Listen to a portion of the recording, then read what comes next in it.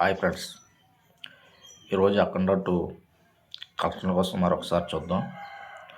నిన్న సండేతో అఖండ 2 17 రోజులు long run పూర్తి చేసుకుంది.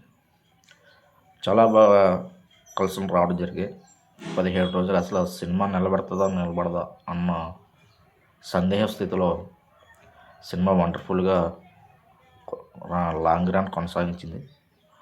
అయితే కొన్ని దుష్ట శక్తుల వల్ల ఇంకా నెగిటివ్ ప్రచారం వల్ల సినిమా డౌన్ అయింది. కానీ అవతార్ 3 వచ్చినా సరే లాస్ట్ వీక్ సినిమా డౌన్ అవ్వలేదు.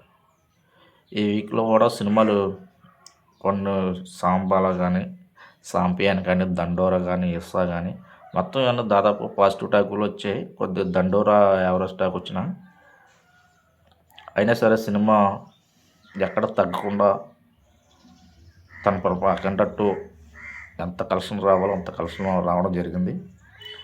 అంటే సినిమాలు రావడం వల్ల థియేటర్ కౌంట్ తగ్గడం వల్ల కలెక్షన్ తగ్గాయి, కానీ ఉన్నంతలో కలెక్షన్ బాగా వచ్చాయి.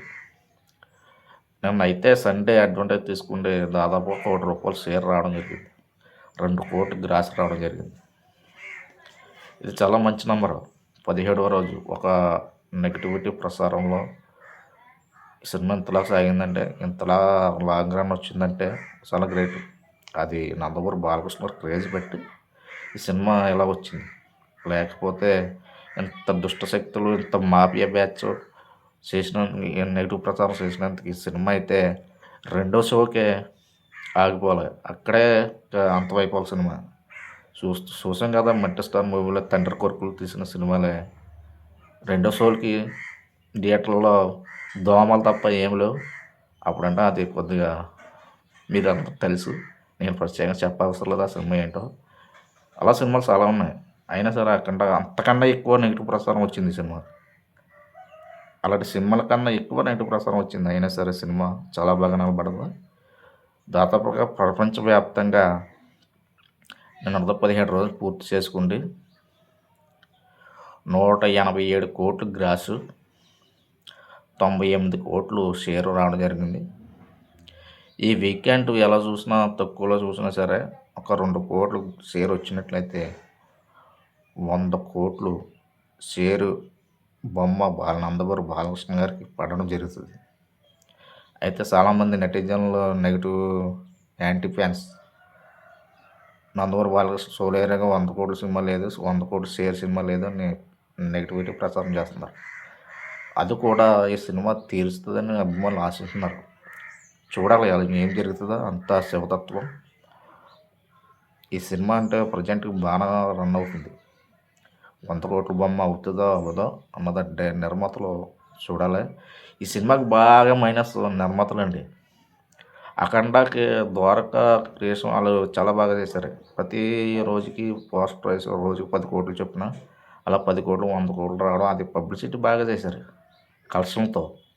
వీళ్ళు వీడియోలు పెడుతున్నారు కానీ వీడియోలతో చేయొచ్చు, తప్పులేదు. వీడియోలు కాకుండా కలెక్షన్లు కూడా పెట్టుంటే జనాల్లో ఇన్ని కోట్లు వచ్చారా, సినిమా బాగా ఆడుతుందని నెగిటివ్ యాంటీ ఫ్యాన్స్ కూడా వెళ్ళే అవకాశం ఉంటుంది. ఆ విషయంలో నిర్మాతలు చాలా ఫెయిల్ అయ్యారు.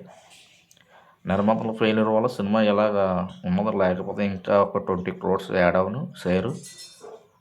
దాదాపు 250 కోట్ల పైగా సినిమా వచ్చును ఈ టాక్లో కూడా. అయితే కొద్దిగా నిర్మాతలు వాళ్ళు బాధలు ఉండడం వల్ల ఆ బాధల్లో పడిపోరో లేదో మనకు తెలియదు, కానీ నిర్మాతలు అంటే ఈ సినిమాకి బాగా మైనస్ అయిపోయారు. అఖండ 2కు బాగా మైనస్ నిర్మాతలే.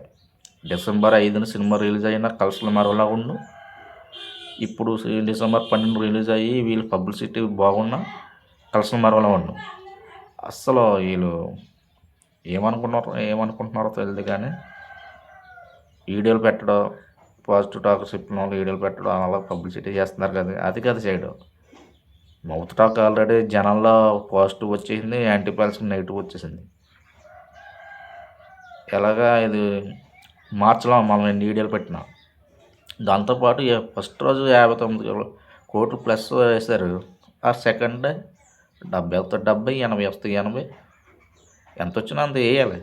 థర్డ్ డే వీకెండ్ 3 రోజులకి ఎంత వచ్చింది, 3 రోజులకు 100 కోట్లు పైగా వచ్చింది. నువ్వు కనీసం 100 కోట్లన్నా పోస్టర్ వేయాలి కదా, వేయలేదు. మెయిన్ ఈ సినిమాకి మైనస్ అంటే నిర్మాతలండి. బాగా నిర్మాతలు నిర్మాతలు కరెక్ట్గా పబ్లిసిటీ చేసుకుంటే గ్యారెంటీగా ఈ సినిమా 250 కోట్ల నుండి 300 కోట్లు వచ్చును. ఈ నెగిటివిటీ ప్రసారంలో సినిమా పాజిటివ్ టాక్ వస్తే ఎలాగ 500 కోట్ల బొమ్మ దాదాపుగా ఇంకా మ్యాజిక్ ఏమని చెప్తే ఇంకా వచ్చును 500 కోట్ల బొమ్మ ఇది ఖచ్చితంగా. కానీ నిర్మాతలు తలరాతలు బాగోలేదు అనుకుంటా ఇలా జరిగింది.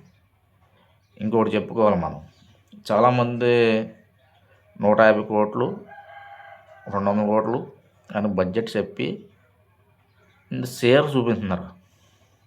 మీరు ఎంత అవలేగలు కాకపోతే సినిమా సరే 150 కోట్లు బడ్జెట్ అయింది, సరే మీరు అనుకున్న ప్రకారం 200 కోట్లు బడ్జెట్ అయింది.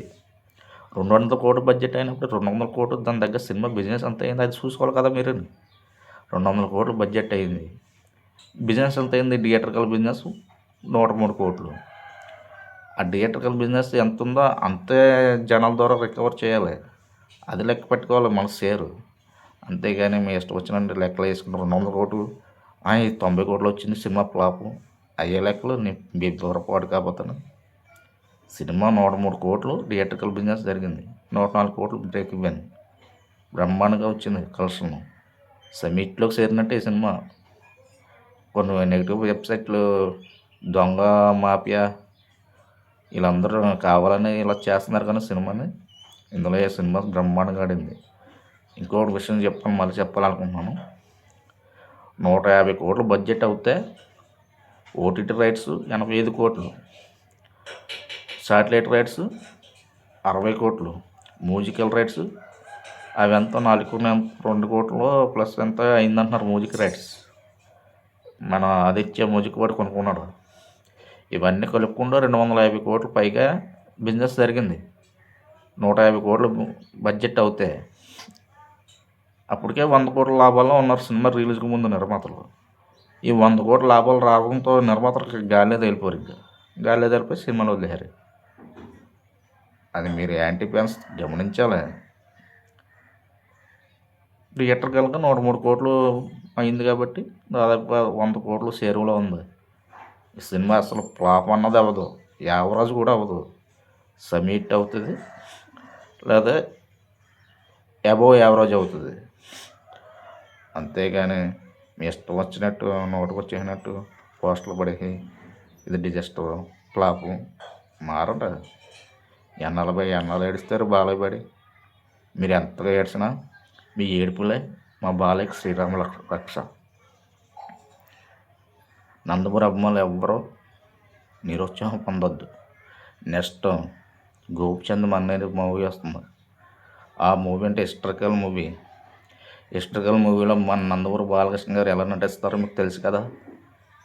చూద్దాం, అప్పుడు మనం చూసుకుందాం ఎవరు యాంటీ ఫ్యాన్స్ ఎవరు రాని చూసుకుందాం. అప్పుడు నందమూరి బాలకృష్ణ గారు వీర అభిమాని అయిన మణినేని గోపిచంద్ గారు సినిమా తీస్తే ఎలా ఉంటుందో.